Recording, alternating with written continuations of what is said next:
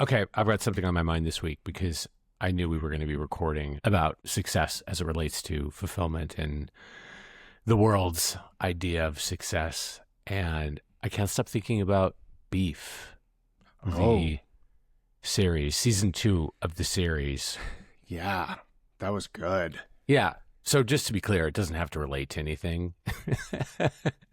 I would still mention it here because I'm thinking about it, but it does relate to ideas of fulfillment and the things we do and people's ideas of success and striving. So I say if you're looking for good, interesting content, period, check out Beef season 2. And if you're interested in fulfillment and ideas of success, then put a star by that. Because it's great acting. Carey Mulligan, Oscar Isaac. I thought you were going to say, check out Beef Season 2. And if you care about fulfillment, check out the No Vacation Required podcast. No, that's funny. No, it was very good. The acting was very good. We both remarked that it was like The White Lotus, but maybe with more of a direct plot. One key storyline affecting multiple people. Yeah, I mean, it was kind of like, wow, maybe this is better than White Lotus. Oh, you're going to get us killed. Yeah.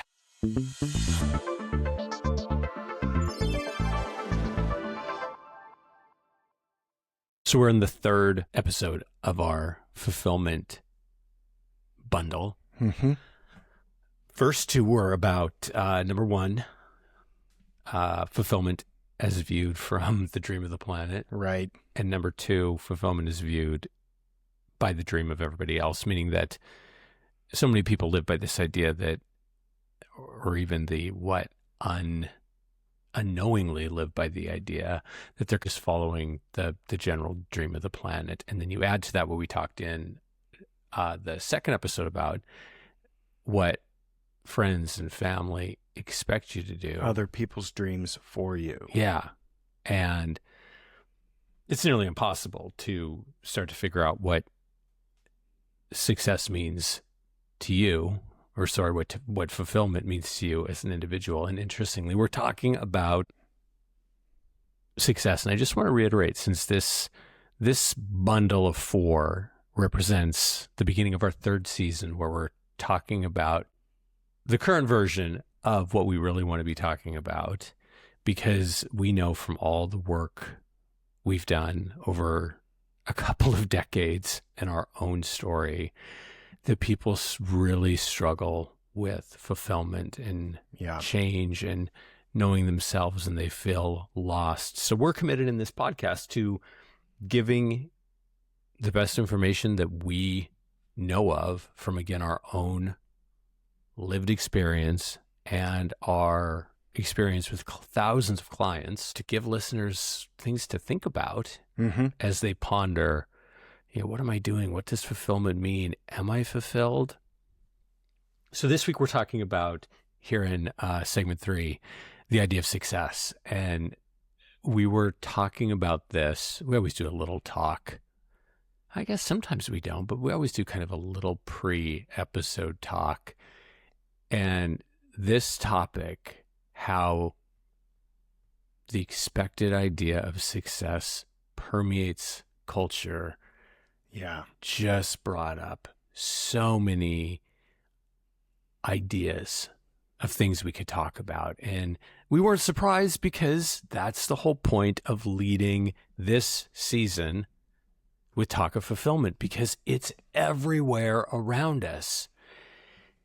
And this idea of success, we have so many personal stories related to it, and we're trying to tell more personal stories. And some weeks it's really, we always have a lot of stories that pertain to a topic. Some weeks it's sort of tough to figure out, which one should we talk about? This week, we have so many stories that pertain to the idea of success as it relates to fulfillment, that we realize, okay, we're each going to do a mini story, because there's too many stories to just tell one. Yeah. Of how we're, bombarded with this templated idea of success that so many people buy into. So anyhow, we were heading to some new friend's house for dinner. I'm going to try to keep this quick because we're each doing a story. We're driving up to the house. It's like the cutest imaginable neighborhood, cutest imaginable block, just really a nice place. So trying to be decent people, when we get in their house, the first thing we say is, oh my gosh, you live in such a cute area, and this street is adorable. And immediately one of the people just launches into telling us what work everybody in every one of the houses did. I'm giving a big sigh. Yeah. Paul over there is the VP of whatever at Amazon. His wife works for Seattle Children's Hospital. That blue house next to it. And that was that. When it was done, it was like, that was what was believed to be the appropriate response. Kanan, it was you. Yes. It was you who made that big, thanks for having us over. You live in such an adorable block.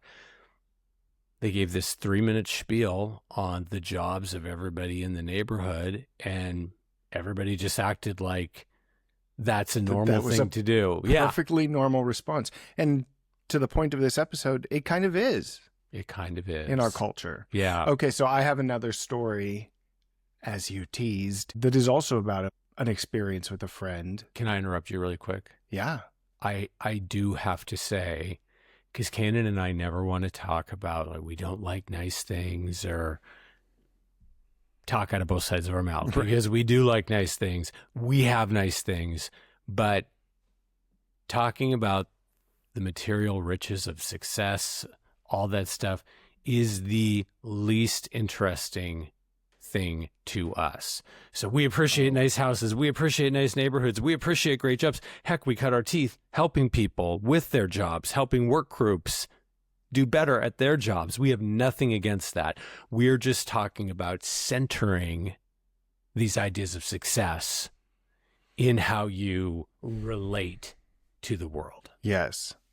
And being aware that these templated ideas of success even exist and that you're participating in them. Okay, my story. Yes. So I too will keep it quick, but we were downtown having drinks with some friends. We'd taken the bus downtown. Seattle is a wonderful city for walking and mass transit, so we try to do that. Our Seattle ad. I know. Every episode we're plugging Seattle. Visit Seattle. It's just a really nice city. Anyway, so we took the bus downtown, had drinks with these friends, and great time. Getting ready to leave, one of the friends said, oh, I'm heading back to the neighborhood because they live nearby. You want to just jump a ride with me? Oh, of course. That's really nice. So we jump in our friend's very nice car. Yeah. I'm talking like $100,000 car. Plus, yeah, for sure. Easily.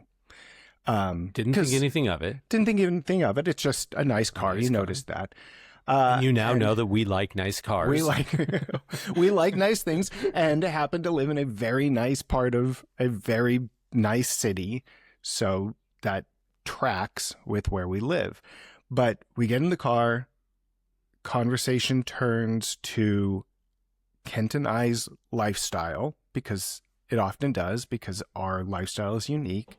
This no vacation required life we've created. And the friend who's driving says, gosh, you guys, I wish my husband and I could do what you guys do, but I just don't think we could ever afford it. Yeah. Crickets. Because, listen, I know people can have very expensive things and not have a lot of money. Yeah. We understand how credit works. We live in the United States. That's like par for the course. But that is not the case here. These friends are very well off, and they're surrounded by what I'm going to call the trappings of a very expensive lifestyle. And the gag is our lifestyle, our no vacation required lifestyle, is just the opposite of that. In everything we've done in our personal lives and as sought after business and career development consultants, we've learned one consistent thing. Most people just don't know themselves. NoVacationRequired.com is where we talk about how you too can build a life that you don't need a break from, and how it all starts with knowing yourself. There you'll find all of our podcast episodes, information on services, and the scoop on us. And to really raise the bar, we model this as a couple to show that a relationship doesn't have to be a compromise or a counterproductive union.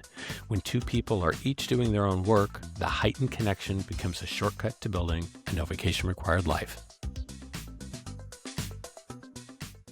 Okay, so I have to keep going with this story about the friend in their very expensive car who said they can't afford to live the lifestyle that Kent and I can live, which ironically requires significantly less money.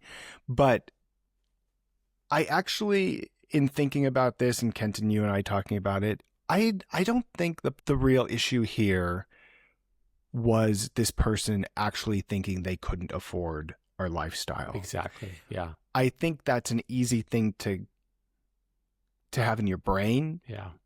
But I think the real issue is this person couldn't imagine our lifestyle and their current idea of success, because they are living the shared dream of success. Yeah.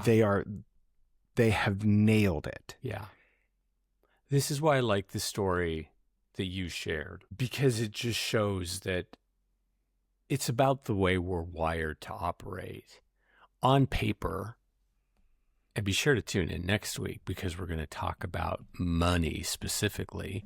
But on paper, this couple could do anything they wanted to do.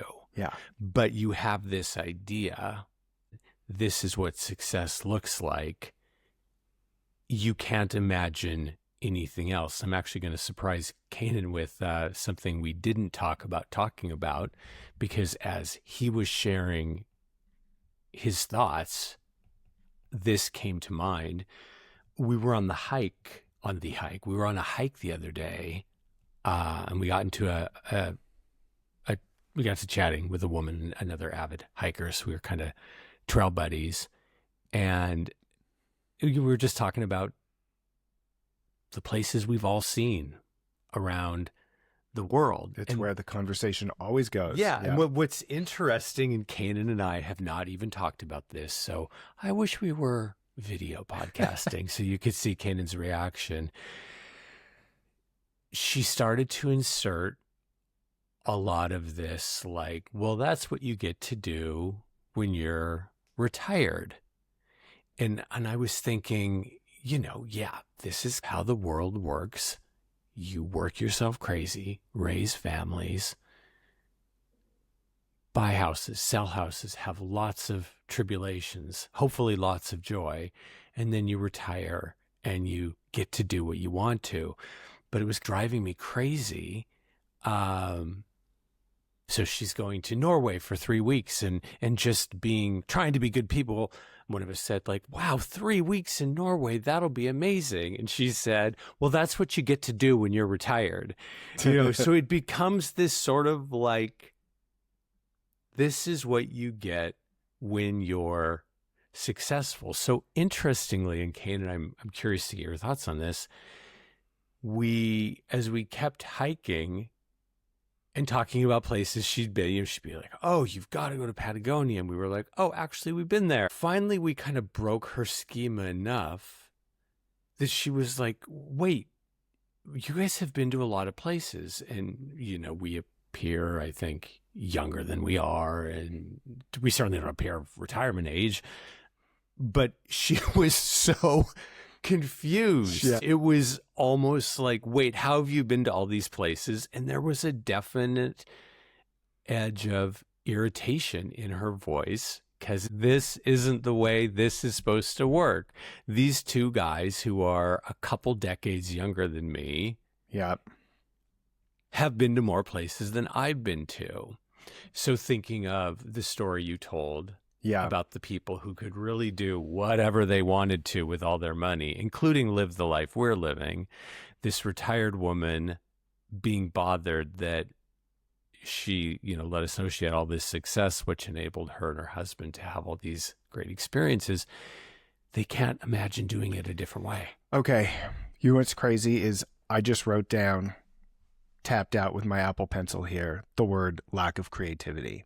Because you've said this in the past in different episodes about people's sort of lack of creativity when it comes to thinking about things like success and the like. But this is the problem. This is what this woman is facing. She can't see that another way might be possible. So she's shocked and maybe a little frustrated that even in our conversation, things aren't playing out to the script. Yes. It's breaking her brain. But you know what? This is also, I wrote lack of creativity down because this applies to our friends with the $100,000 plus car and the beautiful house in our beautiful neighborhood. They can't imagine living our lifestyle despite having quite a bit of resources, because they can't imagine not living their current lifestyle, which is what they deem to be successful. So they can't live our lifestyle because they can't give up their current lifestyle, which is a very expensive lifestyle. Yeah. And it's a lack of creativity. It's a lack of thinking, wait, if I want what Kent and Kanan have, the freedom and the ability to travel and the ability to, the way they own their time, which is what most people are attracted to when they learn about our lifestyle. Yeah, that we prioritize freedom, we prioritize time together, making a difference, doing good work. Yes. They can't figure out how to do what we're doing because they can't see past their current idea of success, which is a very expensive, it's a trap that they're in. Yeah. So they're trying to figure out how to do what we do without giving up their current lifestyle, not understanding that their current lifestyle is the problem. Yeah. So the dramatic turn things took when I thought of this hike. Now I'm fixated on this hike. Yeah. You talking made me think also back to that hike. And this person was referencing her adult children and their coming of age, but basically talking about their life in terms of the obstacles, saying things like, well, they're at that age where they can't do this. They're at that age where they can't do this. And, like everybody else, funny, like the example I shared at the top of the episode, we had to learn what the kids and the spouses do for work, which drives me crazy. Yeah. But yet, essentially, I'll just tell you, the kids, or one of the kids, was going with their spouse to an absurdly quick trip to Europe. And it was like, well, she's 35. She just started a job. She can't do that. And it's like, yes, she can. Like, I know she has certain constraints by the life she's chosen. Yes. Right. Here too, another example, amazingly impressive life, but she's made these choices. So here we've got the senior citizen retired mom talking woefully about the two daughters because, they're stuck in these upwardly mobile, successful lives and they can't join us in Europe for 3 weeks. Yeah. They can only come for 5 days. And it's just like, I know, like you're saying, yes. I know this is true. It is true. It is the dream of the planet. This woman is literally living out our episode 2, the dream of your family and friends, and living out our current episode 3 on success, like the idea of success. Struggle, struggle, struggle, but be impressive the entire time you're doing it, which will afford you no freedom. And then by the time you're probably not physically able to do it, you'll be able to have whatever kind of life you want. Thanks for listening. We'd be honored if you'd subscribe, like, and share. It means the world to us. Okay, so I want to go back to the part where you were talking about the woman who we talked to on the hike's daughter. Boy, You go to our website so you can see a flow chart of all the people we're talking about. That we didn't expect to talk about. No. And it's so funny. I just have to throw this in there. So, yeah, we'll listen to podcasts. I think I've said this before, and people are throwing people under the bus right and left, their relatives. I'm like, I am terrified to name a person who we will never see again.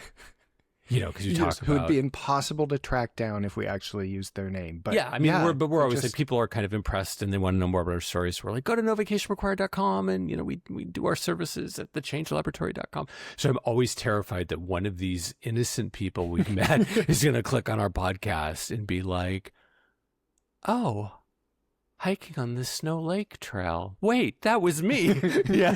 And we're going to like screw them up forever. But yeah. Yes, Kanan, take it back to that woman's, one daughter of that woman. Yeah. It's nice. I think it's good that we're cautious about that. So few people are on the interwebs these days. But okay, this woman's daughter, you mentioned that, you know, this woman, this daughter, had made choices to live the lifestyle that she is living.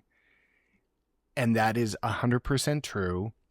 And we are all making choices to live a certain lifestyle, to adhere to an idea of success that has been largely sort of prescribed to us, or that is so predominant in the culture that we actually don't even know we're adhering to a script. We don't know the reverse of it. Yes, yeah, and so I just wanted to talk about essentially the word choice there, because that is true. We are all making these choices. Kent and I are making choices every day, and trust me, we have to journal about this stuff because these are not easy choices. To live the lifestyle we live, although it's much easier now because we've been reaping the benefits for so long, we can't imagine going back to a more traditional life.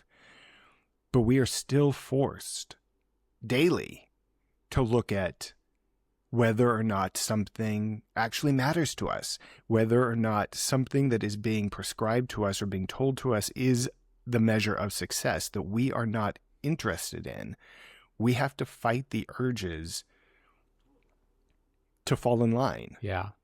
And so we're constantly having to ask, does that matter to us? Yeah. Are we going to look weird? Yeah. To me, I think should we comply in this weird way? Yeah. The answer is almost always no. But you should, you know, if I were to open my journal, you would just see lots of entries of me saying like, are we the weird ones? Yeah. To me, it's a self-judgment thing. We have this higher knowledge about ourselves and all this stuff. But when we're surrounded by it, and you have that feeling like, this doesn't feel good. This is not the dream I'm living. This is not the dream we're living. A lot of that self-judgment comes in because you can't help but think in flashes. Yeah. Wait, we are really working against the crowd. But yeah, it's funny you mentioned journaling, like all these great things to get back to center and get regulated and get back into self. It's not that big of a deal. And I think I was telling you last week, like just believing in doing the right thing for me, for us, and just the right thing in general far surpasses any of that upset. Yeah. We may have talked about this in last week's podcast. Far exceeds that upset of, oh, yeah, we're going to look like the weirdos. We're not doing this right. Another opportunity for us to get, singled out with, wait, how do you do that? How exactly does that work? All those kinds of questions that we don't want to entertain because it's not up for public debate. Yeah. You said doing the right thing, and you're absolutely right. We've talked about that before. It does feel much better than complying and getting the little dopamine hits of people admiring you for playing the part. Yes. Right? They like you because you have a nice car, whatever it is. I think that doing the right thing is maybe more accurately following your values. So knowing what actually matters to you. Yeah. and then making choices and aligning your decisions with what actually matters to you and not what you've been prescribed to care about. But I said earlier, like, you have to ask yourself, does this matter to me? I actually don't even think that's enough, because I think we're so steeped in this culture. Yeah. And this idea of success that is so bizarrely far away from what actually matters to most people, that you've got to like really drill in. Yeah. Really keep going deeper down the hole, because you've got to figure out, not just does this matter to me, like why am I even considering something that might be against my values? Yeah, completely. We talk so much about how all of this stuff is very personal. It's an internal job, we say. Yeah. Not about external fixes, not about external opinions.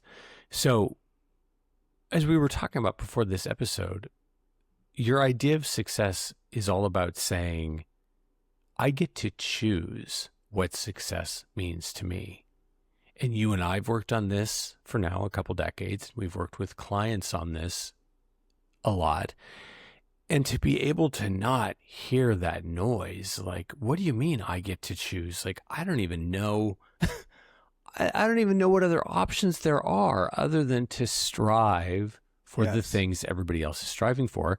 So yeah, this first bundle of episodes on fulfillment walk right back to our core truth from these 20 years, which is, if you don't know yourself, if you don't know yourself, you're not going to have the power to think of anything other than the dream of the planet. You're not going to have the power to set your friends and family straight about why you're doing what you want to do. Yep. You're not going to have the power to have a different version of success, because the noise of this templated dream will always be far more intense than that little inner you that's trying to get out. And only when you honor that inner you by figuring out what in the heck that inner you is, will this begin to flourish and grow. And, you know, as we often say, we're not against nice things. We like nice things.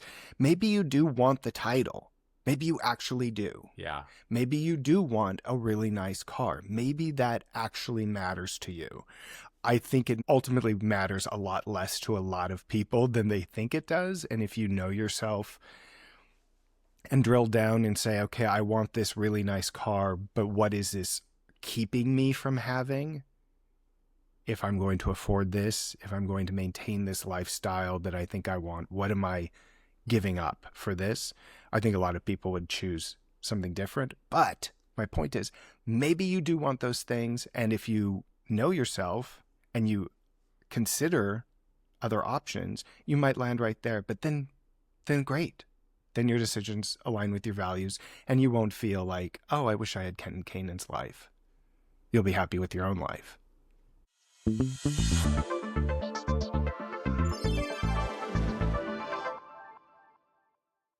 You have a mailbag question? Mailbag. I feel like we need a sound effect. Let's work on finding a sound effect. I'll search for one.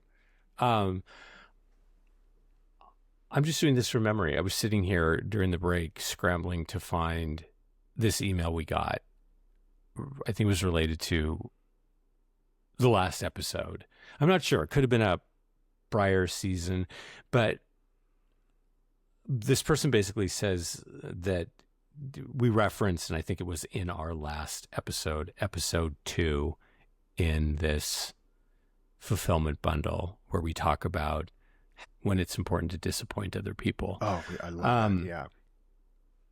That we talk about, you know, we're always having to deal with the look and the irritation because we don't do things the same as a lot of people do things because we have this different model. So the person was asking, like, give an example of how that shows up in kind of everyday interactions, and something that happened very recently came to mind. So this is just the most basic example, but we're with people after a string of super nice days in Seattle. Somebody mentions the nice days and wanting to be able to take advantage of them more. We talk about being able to drop everything and going on a hike. So it's immediately like, wait, how can you drop everything and go on a hike? You know the time I'm talking about. Yeah. So it's that kind of stuff, like where we'll casually say, like, oh gosh, we know it was so nice. It was, 84 and so clear. We just hopped in the car and went out and did. And it's like, oh wait, this isn't appreciated, you know. Not happy for you. Yeah, so we give a lot of high-minded examples of things, but that's just kind of an everyday thing, how freedom shows up. How controlling our time. Yeah, and we are very aware, especially lately, more on that in the future, but we are very aware of how lucky we are to be able to have the ability to live a life that a lot of people don't or can't or whatever. We do not take it for granted. We do not talk about these things flippantly. Actually, we don't like to talk about them because we hate some of the feedback, mostly nonverbal, that we can get. But that's an example of how this shows up. Like, oh, you did you? Right? Yeah.